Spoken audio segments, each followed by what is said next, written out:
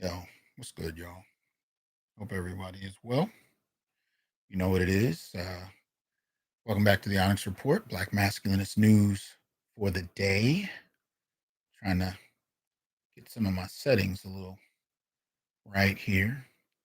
Okay, let's clarify that a little. There we go. Yeah. Hope everybody's well.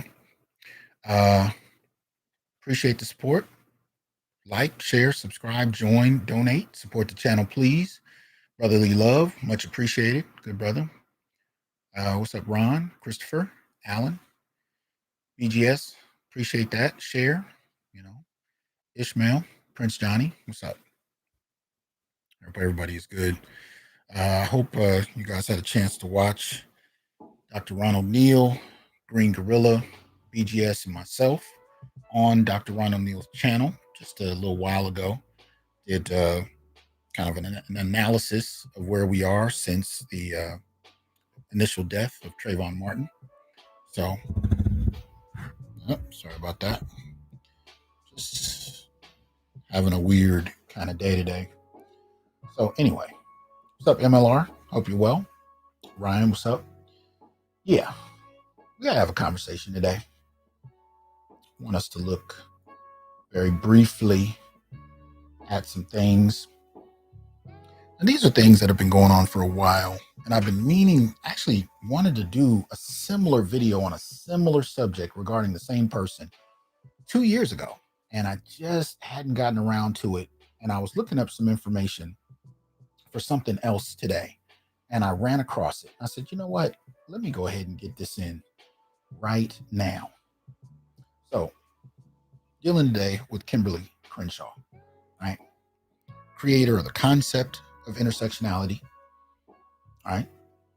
She didn't come up with the initial idea. She damn sure named it and she framed it in relation to her philosophy. But you can go back to Robert Staples, who came up with something very similar earlier. And even, there are other feminists that had ideas that helped evolve, I think, into this. D. Smitty, appreciate that support. But still, very different kind of iteration. And I apologize. I'm kind of doing some things on the fly. Chief, appreciate that support. Thank you. Much appreciated. Yeah. So anyway, I was interested in looking at Dr. Crenshaw's work, and I talk a lot about intersectionality and the problems with it. What's up, Busha? Yeah, I hear you. Yeah, I had some serious problems with it, especially in its portrayal of Black men. The initial idea was that Black men and women were both oppressed, especially in regard to race, class, uh, sexuality to some extent. But at the end of the day, she argued that in terms of gender, Black men were privileged. But some feminists began to pull away from this idea. If you look at the works of Athena Matua, she started to push multidimensionality because she recognized, in terms of the empirical data, intersectionality really wasn't holding up. Black men were doing worse because of their gender, not better. And this is why you hear me mention James Sedanius or Jim Sedanius on this channel so often. Because Sedanius came up with a concept not long after intersectionality came out in the early 90s. And in his work, Social Dominance Theory, most particularly the subordinate male target hypothesis, he actually argued the opposite. He argued that Black males were hyper-targeted on the basis of their gender. But more than just arguing that, he actually studied this empirically, and he found this to be the case across contexts, across the world. If you dealt with one group attempting to dominate or oppress another, the males of the dominating group always target the males of the opposing group. This is what he refers to as the subordinate group. Right? Especially if you're colonized, enslaved, imprisoned, not imprisoned, but colonized, enslaved, anything of that nature. You have a dominant group that comes into your space, tends to be male on male. And this is what he argued and proved empirically. From everything from incarceration to the rates one pays buying a car. And it really turns out that I was looking for Sedanius for quite a long time and didn't know it. Dr. Curry was kind enough to send me some of his works, changed everything. And I realized in retrospect, I had actually heard him speak. He came to my graduate school and he spoke. And at the time, I was an intersectional feminist, trained under a feminist who was a former Black Panther. That was all I knew. And I really didn't know how to take what Sedanius was saying. I was probably a little lost in the optics too. I was pretty heavy nationalist. And Sedanius, if I remember correctly, I'm pretty sure it was him. He had a couple of Caucasian female student assistants. And that shouldn't have meant anything because they weren't like in the presentation. I think they were just like helping bring his papers or whatever. They were students of his. But I looked at the optics and I just kind of dismissed a lot of it. And I just kind of left it there. And I made a huge mistake because it took years for me to actually go back and read his work and figure out he was on point.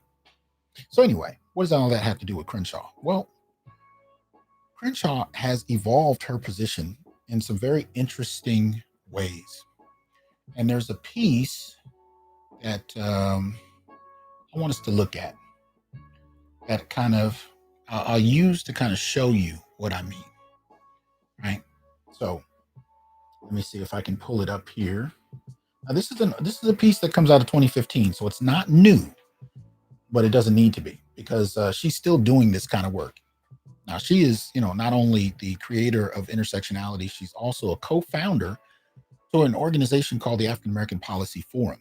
And this was initially the group that I wanted to do a video about a couple of years ago, mainly because of her work. And at the time, or I should say even a few years before that, the reason I wanted to do a video on this is because they were putting out these little they weren't memes, but little, advertisements, little statements that in JPEG form and sending it out on social media. And they were questionable. And I'm going to show you how they were questionable because she does the same thing in this article, but they were real sly.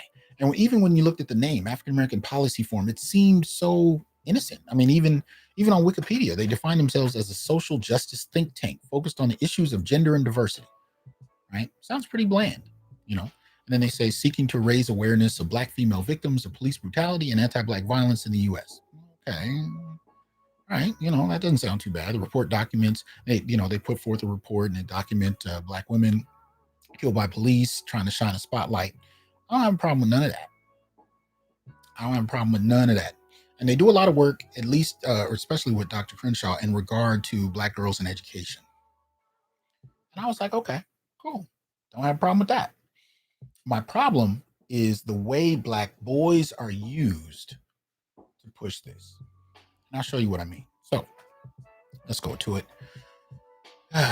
This is an article you can find on npr.org, right? Entitled Study, Black Girls Are Being Pushed Out of School. Now, this is February 13, 2015. It's an older piece, as I said. And, you see an image there, Black girl in a library, silhouette in black, head down. Now she's looking at a book, but the idea is that Black girls are punished and disproportionately mistreated. And you can see the caption says, according to a new study from the African American Policy Forum, Black girls and teens are disproportionately impacted by zero tolerance policies in schools. Now, all of that sounds fine. No problem with that, right? I'll read a little bit of this and we'll get to the crux of why I wanted to do this video in a second. So here we go. News surrounding a confrontation in a Baltimore school is raising new questions about the role race plays in discipline for Black girls. Baltimore television station WBAL has been reporting on an October incident that led to 3 students at the city's Vanguard Middle School being injured and later arrested and suspended after an altercation with a school security officer. School officials have supported the officer's assertion that she was attacked, kicked, and punched by the girls, but the school security tape shows something more complicated. By the end of the incident, the officer had struck one of the girls repeatedly with her baton, causing an injury that required multiple stitches, and pepper sprayed the 2 others. All 3 girls required treatment at a hospital. The state's attorney dropped the criminal charges after viewing the tape and photos of the students' injuries, and the officer involved, who is African American, has been placed on administrative leave, pending an investigation. But the girls have been reassigned to a school for troubled teens, something their families are fighting in court. This is interesting, right? So this is a Black female, it appears Black female security guard got into an incident with several Black girls. He got violent, Girls were treated in the hospital. Girls were sent to a school for troubled teens, right? And the families are fighting it. It's just one incident of many that have played out across the country in which reported misconduct by Black girls at schools prompts a seemingly disproportionate and often violent response by school and local authorities. But why? That's what Columbia University law professor Kimberlé Williams Crenshaw and her associates Priscilla Osen and Jayota Nanda set out to explain in their study, Black Girls Matter, pushed out, over-policed, and underprotected. They examined data from public schools in Boston and New York City, and the results are startling. Girls of color, and especially Black girls, are subject to discipline that is harsher and more frequent than that of their white peers, and are 6 times more likely to be suspended than white girls. I'll reread that. Girls of color, and especially Black girls, are subject to discipline that is harsher and more frequent than that of their white peers, and are 6 times more likely to be suspended than white girls. Racial disparities in punishment are greater for girls than for boys. This is where we start to get into a problem. You've often heard it said that people like to play with the numbers, right? They like to play with the statistics. That's what's going on. And I'll show you visibly in a moment. But I just want you to hear the language. Notice how, for the first half of the article, sounds pretty straightforward. Black girls deal with difficulty in terms of discipline, schools, okay. Disproportionately punished. Okay, sounds good. Then we get to this mysterious sentence, this need, apparently, to compare to boys. Now, we've seen this before. I mean, when I covered the article put out by the Harvard Gender Sci Lab that was talking about which demographics are, dying to the greatest degree in response to COVID, you remember the article was titled about Black women dying more than men. And then when you got to the core of the article, they were dying more than white, Asian, and Hispanic men. But then in a small bullet below that, it said Black men were dying 2 times more than Black women. So it was like, I think they were dying 6 times more than white men. Black women were dying 4 times more than white men. But they played with the gender in the language of the title and the focus of the article, because it was on Black women dying more than men. And they kind of swept Black men under the rug and didn't include them with men so that it could foreground Black women at the expense of Black men. And this is where we get to the crux of my problem. I don't have a problem with people advocating for girls. The reason I advocate so hard for boys and men is not out of frustration toward Black women and girls, but because, to me, not enough people are advocating for boys and calling out bullshit. But it's not because I don't want to see girls advocated for. But there's no need to make these kind of comparisons unless you're doing something that's politically questionable. And that's what I think Crenshaw and others who've learned from her, because I would even call those at the Gender Sci Lab at Harvard some of her intellectual daughters, maybe even intellectual granddaughters, depending on their age. Or I should say ideological daughters and granddaughters, because they've taken these concepts and they've evolved them even further. But let's continue. So Crenshaw talked with Code Switch about this groundbreaking study, right? And then from there, they talk about the inspiration. They look at the long-term challenges facing Black women, how they're correlated to failure to complete school. Now, this is all interesting because, again, Black girls, right? Most highly enrolled demographic in higher education across race and class. So here you have an attempt, right, to bring a political focus. They say all of this, and this is just dealing with education, but across many different issues and spectrums. What's going on right now is there's a political coup in the Black community, where we've seen the elimination of Black boys and men, except for their use and attracting attention in media, but the bait and switch to women and LGBT issues at the expense of those Black men, particularly heterosexual Black men. That seems to be what's been happening the last 6-7 years, right? But alongside that, and a little bit prior, there was an attempt to go back and retroactively eliminate Black male leadership from being considered a positive thing as we reflect on Black history. So civil rights movement, the Black Power movement, and any movement prior that had heterosexual Black men in positions of authority, positions of leadership, even if that leadership was sacrificial and beneficial to the community, was immediately seen as patriarchal, misogynist, and problematic. And by framing the civil rights movement and the Black Power movement as oppressive to Black women, the logic was, by the time you had the rise of BLM, that Black women and LGBT needed to be in positions of leadership because Black men were patriarchal and oppressive. Appreciate that support, Joe. Yes, please hit the like button. Support the show. If you're not going to send in a donation, at least hit the like button if you can.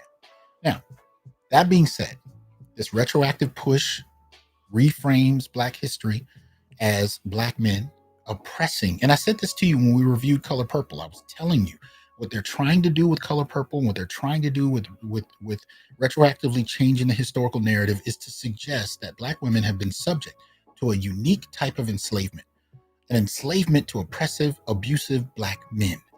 Mr. from Color Purple becomes the face of Black manhood, and therefore Black women can align themselves with white women in terms of being oppressed by men, even though Black men have never had the political power to oppress anybody, including their women. Never. And you can't have individual acts of abuse. I've never argued that Black men haven't engaged in that, but when you look at the data, rates of abuse to this very day are bidirectional, and they likely always have been, suggesting that women can be as abusive as men. And as I've showed you in the previous data, women strike first. Women tend to abuse more often. It's just not registered as such. So the narrative is that Black men are more abusive. And again, Black women are suffering at the hands of Black men. They've used this to massage a narrative of what, and now this is a term I'm using, but it's actually applied despite the lack of the term. Black women have suffered from a unique type of enslavement from both white society and Black men in the Black feminist mind. This is why I call them Black feminist nationalists, because they've kind of separated themselves from Black men in a unique kind of way, but not entirely. They use Black men when it's useful, right? That's what I was talking about earlier with BLM. When a Black man dies, it's useful to gain attention for the issue. But where you see the Black feminist nationalists is when they bait and switch the issue to focus on Black women and girls at the expense of the boys in question, or the men in question, who've attracted the attention in the first place. And usually the reason that it's attracted is because we're seeing Black men die on camera. And at the end of the day, there just aren't enough Black women dying, let alone dying on camera, to attract enough attention. So they use Black men to do it. They like to present this idea that that society is so sexist that nobody cares about Black women. Nobody really cares about Black men. But when a Black man dies on camera, it attracts attention. That's what it is. And there's just not enough Black women and girls dying that way, especially on camera, to attract as much attention. But I'm going to bring it back to this sentence, this paragraph here in the middle. They examined data from public schools in Boston and New York. Now, that's already questionable, right? They didn't just look at national data. They cherry-picked certain cities, which is really interesting. But they go further. Girls of color, and especially Black girls, are subject to discipline that is harsher and more frequent than that of their white peers, and are 6 times more likely to be suspended than white girls. But here's the problem. White girls aren't suspended very much. They're not incarcerated very much. White girls, and really, I've heard this stated once, white women and white girls actually have the statistics that Americans should have when it comes to punitive measures, be they, criminal or disciplinary in terms of K through 12. In other words, white girls and white women are the standard of where everybody should be. But boys are disproportionately punished in terms of their gender across race, right? But notice the wording she uses here, or the word they use, that comes out of her work as well as the African American Policy Forum, and out of the book or the study they did, Black Girls Matter, right? They're cherry picking with the numbers and tap dancing and playing with them to massage it. Now, I don't have a problem with you highlighting Black girls' issues, but when you play with the numbers to downplay Black boys in order to do it, we have a problem. We have a problem. Hold on. Shout out to Indigo. What's up, man? Yeah, appreciate you coming through Dr. Neal's session. Saw you in there. Mama Boy, appreciate that support. Right. I apologize, Ernest. Appreciate that support. I don't mean to miss the super chats, but anyway. So the first problem, and this is all just in this one paragraph right in the middle of the page, right? First problem, they examined data from public schools in Boston and New York, not the entire country. Okay, that's already questionable. Second, right, they compare black girls in this strange amalgamation with girls of color, right? And how they're subject to more discipline, right? Subject to discipline that is harsher and more frequent. Now that's some vague shit. Harsher and more frequent. That can mean anything. That can mean anything. That can mean that you have to eat your lunch in the classroom as opposed to cafeteria. And as long as white girls don't have to do that, it's harsher. You know what I mean? They're leaving this real generic, right? But then the crux of it is that they are 6 times more likely to be suspended than white girls. The racial disparities in punishment are greater for girls than for boys. Now, what does that mean? Well, I'll show you. Basically, what they mean is this, right? This is what they mean. If you look at the left, you have boys, right? See at the bottom left, you have white boys, and right next to it, black boys. So black boys are suspended 3 times more than white boys, right? Then you look to the one on the right, and you see the white girl there, and of course, you see 6 silhouettes of black girls. Black girls are suspended. Now, first of all, know that the only disciplinary measure is not suspension. It's not. That's not the only. But they're focusing on that. So, okay, we'll deal with that. So basically, they're saying there's 6 for every 1 white girl who's suspended. There are 6 black girls, and for every 1 white boy, there are 3 black boys. And leaving it just at the surface of that, it looks like black girls are disproportionately mistreated, and everybody's just overlooking it. Right? This is what we're looking at now. Then you have studies like this that complement that, right? Black students in Maryland were removed from school at more than twice the rate of their peers. Now, I'm showing you this because this is not coming out of the African American Policy Forum. It's not coming out of Crenshaw, but it's friendly to that because it's generic. See, in other words, this is what I talk about when I say flat blackness, because there was a time period when we just looked at black, 60s, 70s, most particularly late 60s, 70s. We talked about black, and this would fly differently in the 70s than it does now. But at this point, after the rise of black feminism, it takes on a different meaning. Flat blackness now means, since the rise of feminism, that we only pay attention to gender when it applies to women and girls. And when we don't look at gender, in other words, what that is the use of black males' data to push an argument that doesn't specify what black boys and men go through. So this generic piece about black students doesn't tell you which group is punished to the greater degree. Now, normally, it wouldn't matter if we were just operating under a paradigm of blackness, but it takes on different meaning during an era of black feminism. Kwame, appreciate the Cash App. Thank you. It takes on a different tone, different meaning in the era of black feminism. Because again, now that you disaggregate the data for gender, but only as it pertains to girls, the boys and the men kind of just get pushed to the side, even when their numbers are worse. So I just wanted to show you that in relation to the Crenshaw inspired kind of piece that cherry picks certain type of information, right? And then the kind of generic argument here, you can see the kind of connection. Now I push for a different kind of information. Now this is just Ohio. We'll go national in a second. This is just one chart in Ohio, but it does kind of explain something that we're really seeing, right? Out of school suspensions and expulsions per 100 students enrolled. Now, we're talking not just about suspensions, we're also talking about expulsions. That's important. Remember I said earlier, there are more than just one kind of discipline, right? But the other thing is that it's per 100. Now, if you were going to talk about, the white population, of course, it's going to be much larger. That's why they're framing this per 100, so you can actually see for a smaller population whether or not the rates are higher or lower than when it comes to white boys and girls. And the purple line at the very top are black boys. Yellow line beneath it, at almost half the levels of black boys, are black girls. Below that, white boys and white girls. Now, this is the same thing you'll see when you look at life expectancy, right? White girls have the highest. Well, that's actually a little different. White girls have the highest than white women, black women, white men, black men. It's almost like the reverse of this chart with a little alteration between black girls and white boys. But anyway, the point I'm getting at is that black boys have the lowest black men have the lowest life expectancy, and black boys have the highest, suspension and expulsion per 100 rate. The worst outcome, and this is my point, the worst outcome across so many different contexts tends to be associated with Black males. This is what Crenshaw's very carefully worded approach to this issue is trying to do.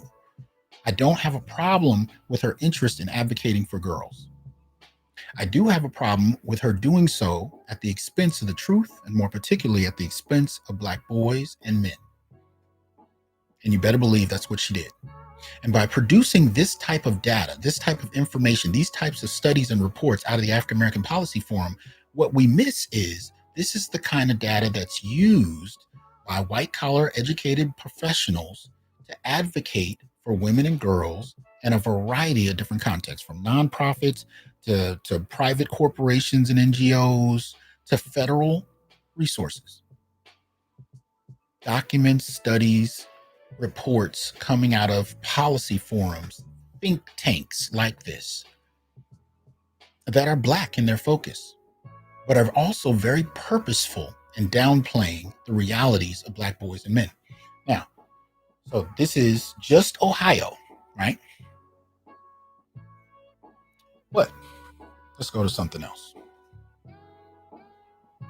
Now, this comes from a blog piece on my blog site. All right, this is so the site is here. If you haven't seen it before, go to it, check it out. Black Masculinism and New Black Masculinities. In other words, you can find this at newblackmasculinities.wordpress.com. And if you click on most popular, those are the most popular articles on this blog site.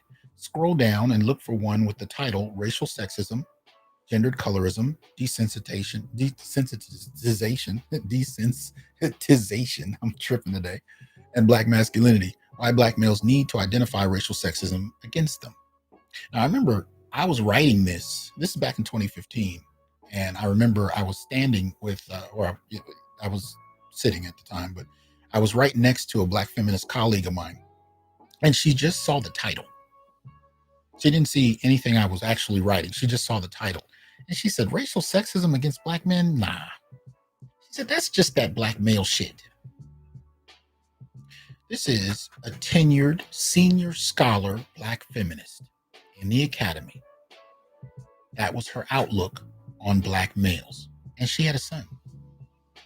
It wasn't that Black men suffered from racial sexism, which is a term I was using before I started engaging anti-Black misandry, which is much more targeted against Black males. I was just kind of dealing with racial sexism.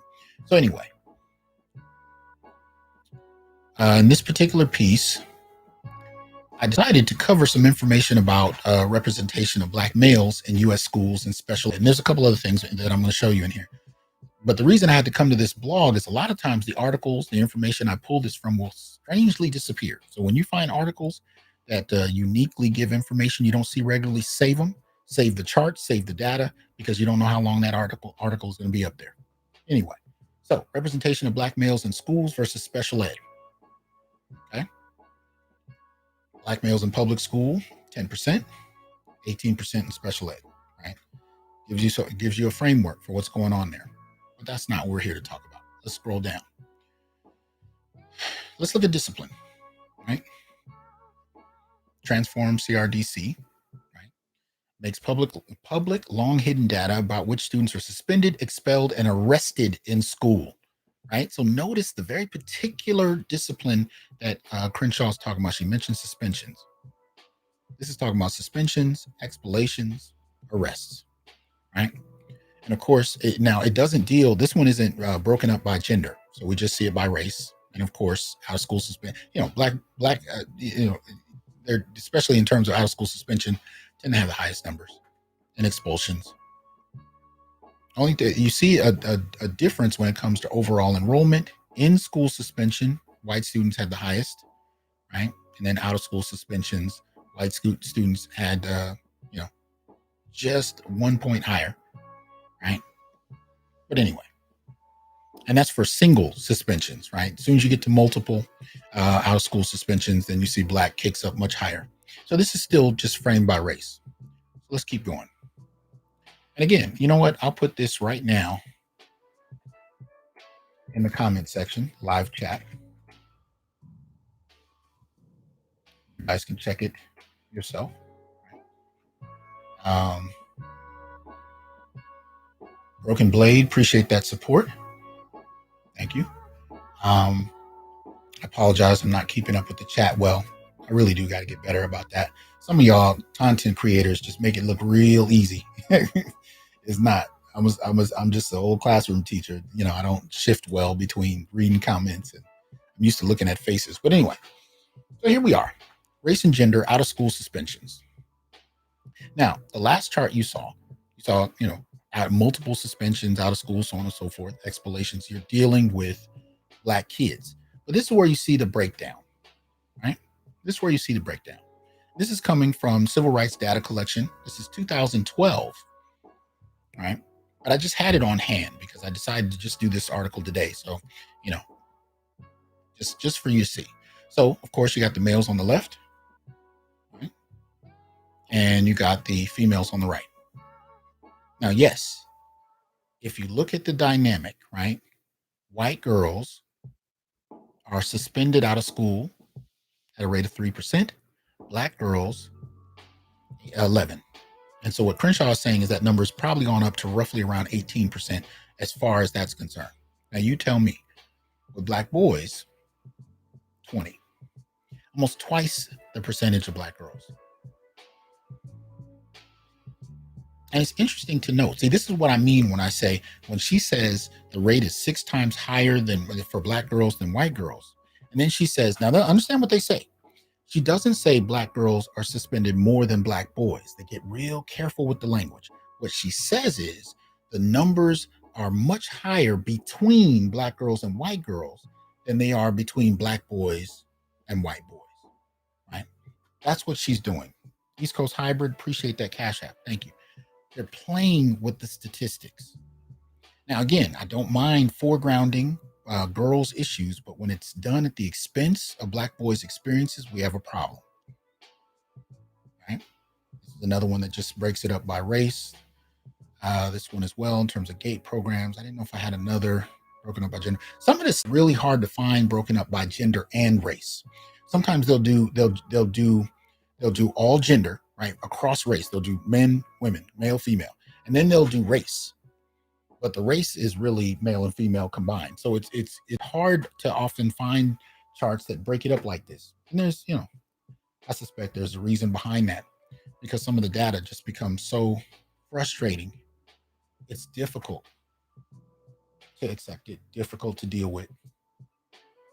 Right? But this is what I wanted to look at. And I just kind of wanted to pull your coat too. And this is what the African American Policy Forum does a lot of. There's a lot of tap dancing. There's a lot of sleight of hand that tends to go on with these numbers, with the intention of creating policy as well as justifying the need for increased programming, but mainly for girls and women. It's really studies and projects like this out of the African American Policy Forum that is the reason behind what we've seen in the last 2 years since the pandemic in terms of the serious critical breakdown I shouldn't say breakdown, but the radical increase in the investments made in Black women and girls by corporations and by federal and state governments. Hell, even cities. When we were talking about these programs, these city programs that are targeted at single mothers, right? Or when we were looking at Goldman Sachs and the many other corporations that followed suit, these kinds of works, like Kimberly Crenshaw's African American Policy Forum, they're the ideological grounding that justifies that policy. Now, the other component of that are educated women, white collar women who are working in nonprofit, working in corporations, and all they got to do is grab the report from the African American Policy Forum. They're trained as Black feminists in college. They're able to tap into a Black feminist organization like African American Policy Forum, and they can say, look, I work for Goldman Sachs. I'm a manager here. I'm proposing a program, so this can help us look good in the midst of the pandemic. We can support Black women, a much in need population. Here's the data that shows the need. So you have the BLM route. Oh, that was strange. All right. You have the data from, say, BLM, where they can actually, gain corporate and international attention. Hasan, appreciate that support. Right, corporate and international attention based on the deaths of Black males. Bait and switch the issue to Black feminist issues. Because remember, as I told you, BLM, as it's stated by their founders, is for Black women. It was not a community program or organization. It is principally for Black women. Let me see if I can find the article since I'm here. I don't think I put it in. Y'all gonna have to bear with me because this is another article I had to go find because it seemed to disappear. And I'm glad I quoted it. And do that too. If you guys are writing blogs and you find quotes and stuff that you find interesting in articles, share the quotes separate from the article itself in your actual blog. Hell, download the whole article, because when that article disappears, it is amazing how hard it is to find. And you'll be surprised how some of the most innocuous pieces you've run across have some groundbreaking information. And when you try to share it with people, the article can't be found. And all of a sudden, you're looked at like you're lying. But I do want to find this piece because it's important that we understand how these organizations function, how they use information, and to what extent Black boys and men find themselves confused about the politics of the Black community. Because many of us still operate with a 1970s framework in terms of how we identify Blackness. We think this is a communal thing, but there are others that have used that against us. So here's this piece. Let me share this. This too is on the blog, right? Again, newblackmasculinities.wordpress.com. I will share it as well in the live chat. And if you remind me, I will put it in the description too for those who are watching this after the initial live recording. It's called Silly Rabbit Tricks for Kids. BLM was not for you after all, right? Now, let me see something. Last time I checked this article, couldn't find it. Back. Interesting. All right. So the sentence that I pulled out of it, right? Contrary to the widely held misconceptions that Black Lives Matter was founded solely for men or boys, Alicia Garza, Patrisse Cullors, and I created Black Lives Matter for Black women. This is Opal Tometi, BLM founder, right? At a march for Black women held in Washington, D.C., right? It was never for Black men. This is why up until a year ago on the website, you saw them not mention Black males at all in terms of the family structure, right? They were talking about this notion of pulling away from, the nuclear family, which is, again, a very refined and polished way of saying that Black males don't matter. They're not relevant unless their deaths can get us attention. And from there, since BLM in the mainstream became the face of Black activism, people all over the world donated. Corporations donated. People with wealth and means donated. How much of that actually went to the very Black males' families or policy that would prevent another dead Black male? How many of those resources went to that?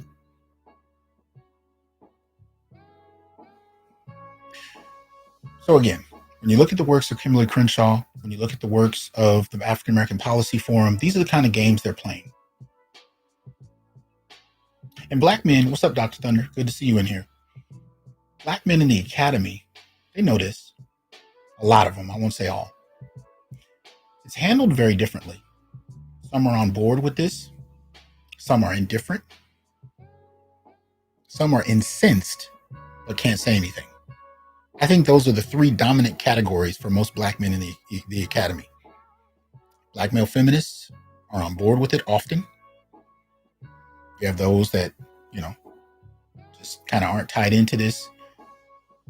You have those that are literally pissed off but can't say a word.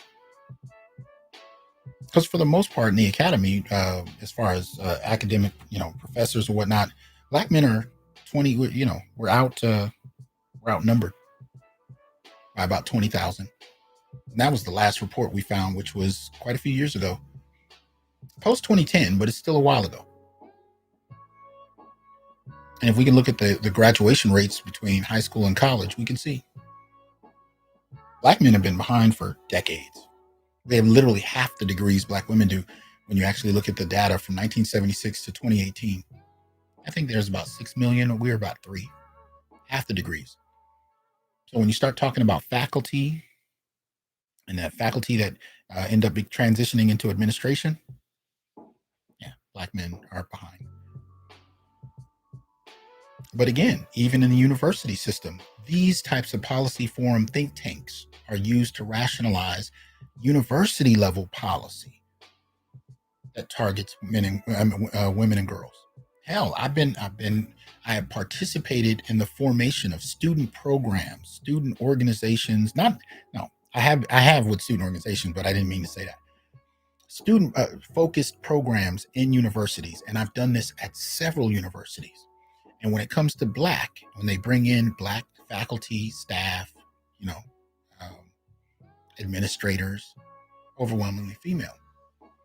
And on the surface, there's nothing wrong with that. I'm not opposed to women in advanced positions, but there is an impact that we don't know how to talk about without being just mislabeled as misogynist. And the impact is those Black female administrators and professors and staff will advocate for what they're most familiar with themselves.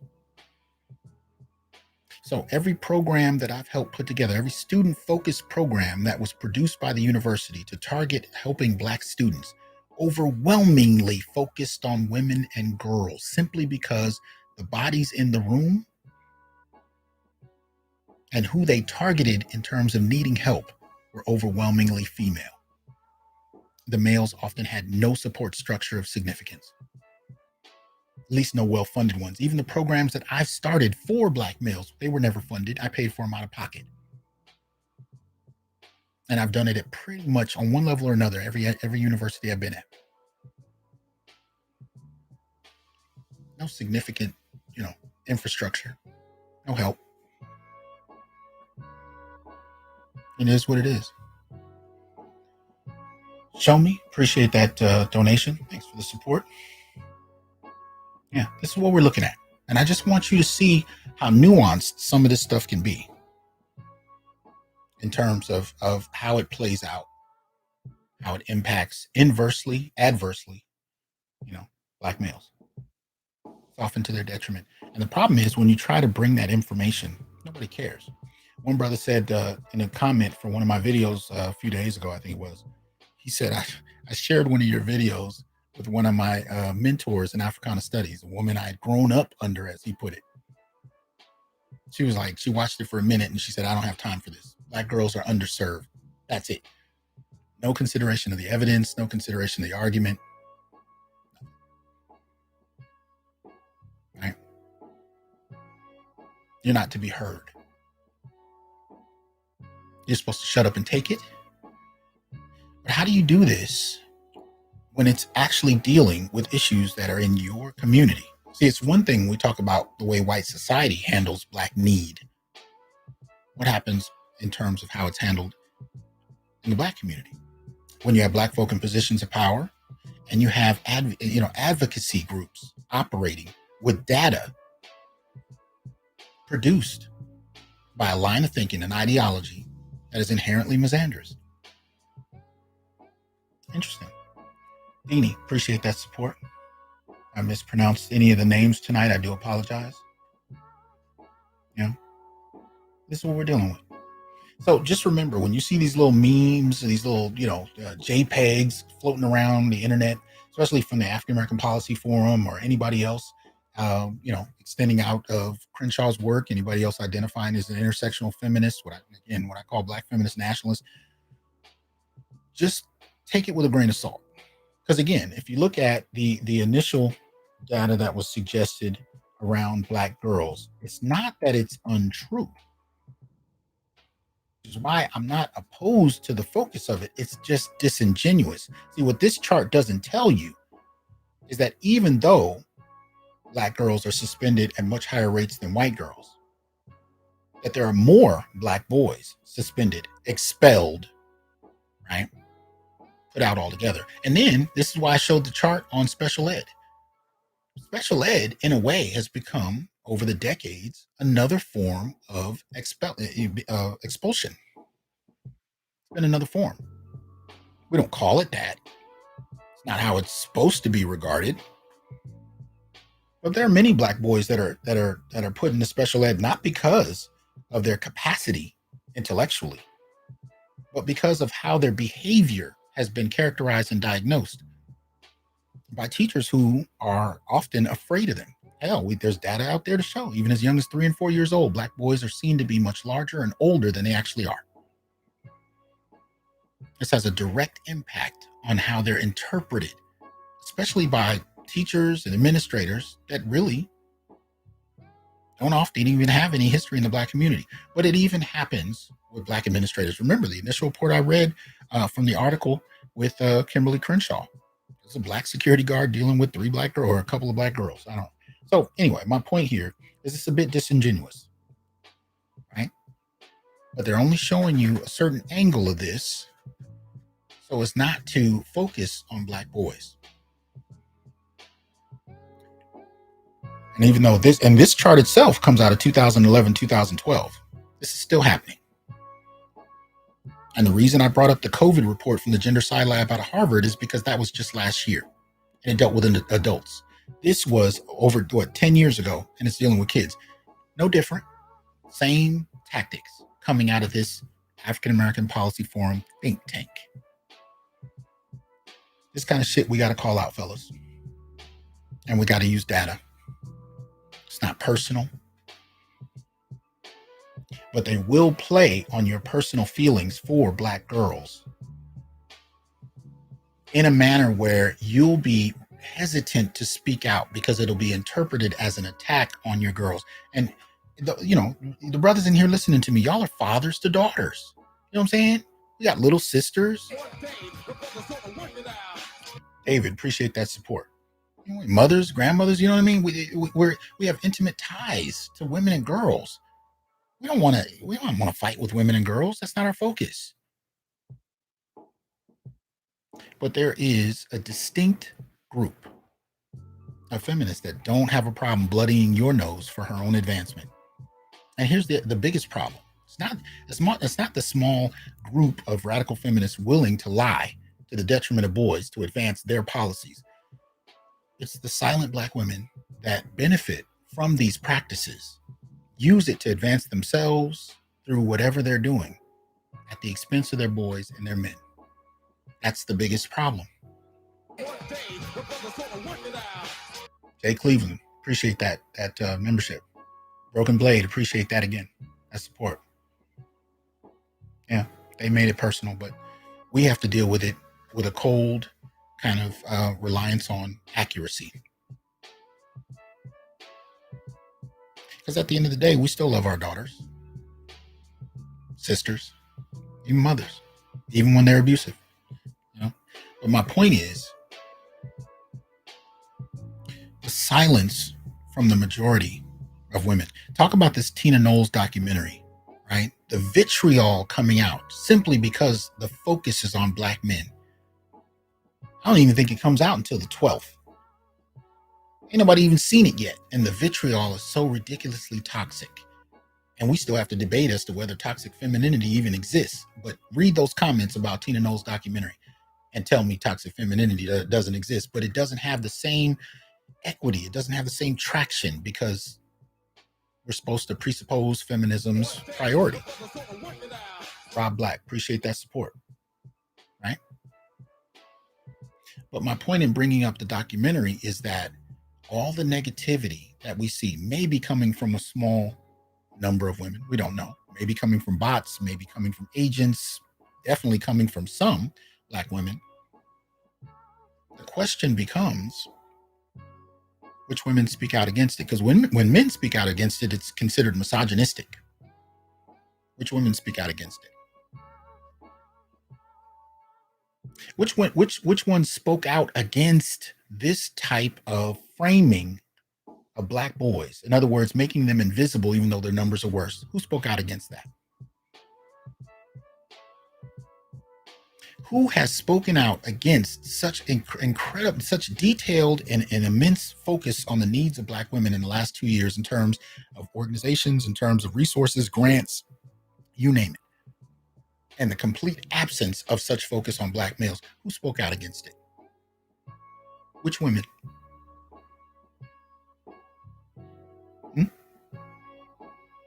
So yeah, there's a very small, distinct group of ideologues, again, black feminist nationalists, that are producing a lot of this. But when nobody speaks out against it, but they take from that plate and benefit at the expense of their own boys, that's a problem. And it's a problem black men have not been able to voice in public until very recently.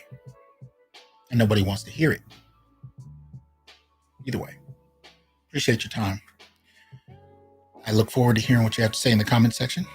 You guys have a good one. Peace.